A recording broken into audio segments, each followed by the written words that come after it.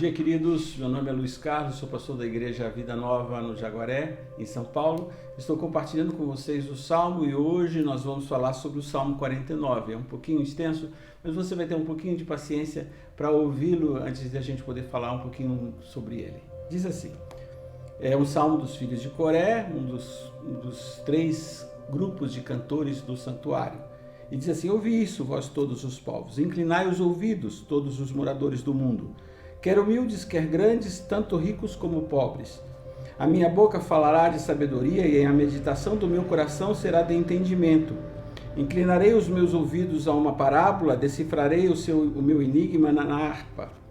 Porque temerei eu nos dias maus, quando me cercam a iniquidade dos que me armam ciladas, aqueles que confiam na sua fazenda e se gloriam na multidão de suas riquezas.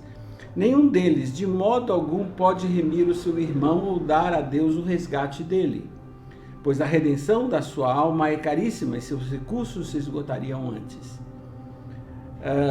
Por isso, tampouco viverá para sempre ou deixará de ver a corrupção, porque vê que os sábios morrem, que perecem igualmente o louco e o bruto e deixam aos outros os seus bens.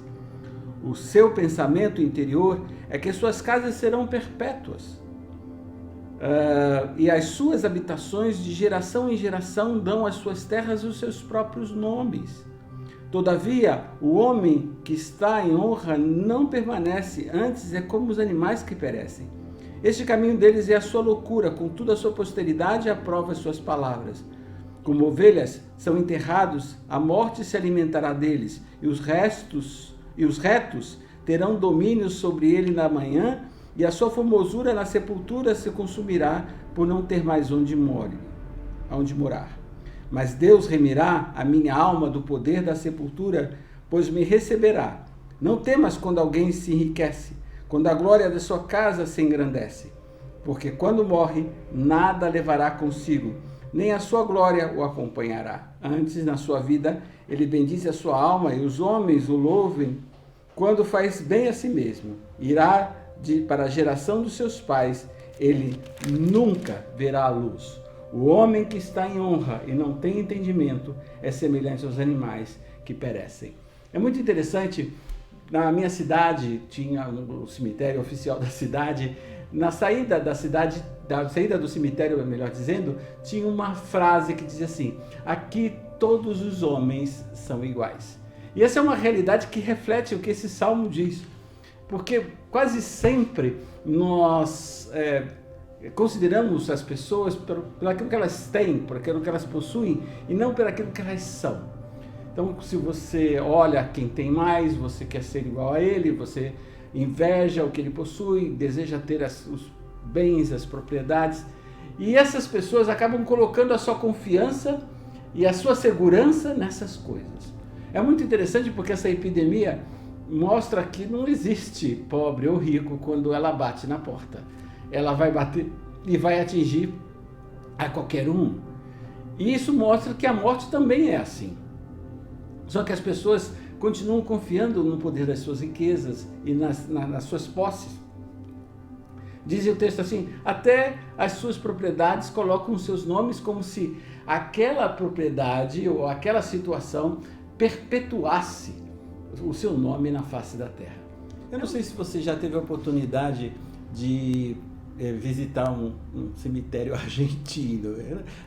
Os cemitérios não são coisas que a gente gosta de visitar, mas eu já passei na frente de alguns e eu fiquei surpreendido com o tamanho das construções que eles fazem para poder receber seus mortos.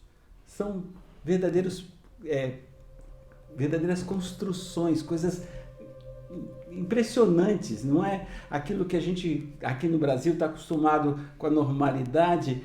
Você vai perceber que cada um às vezes até quer competir, parece isso com o outro, construindo ou fazendo algo melhor para que de alguma forma possa perpetuar ou demonstrar ao ente querido que partiu que ele continuará sendo lembrado e continuará tendo aonde descansar. Só que esse texto mostra que quando descemos a cova, né, ainda que ele na sua vida se bendize a sua alma, e os homens que o louvem, quem faz bem a si mesmo, irá para a geração dos seus pais, eles nunca verão a luz.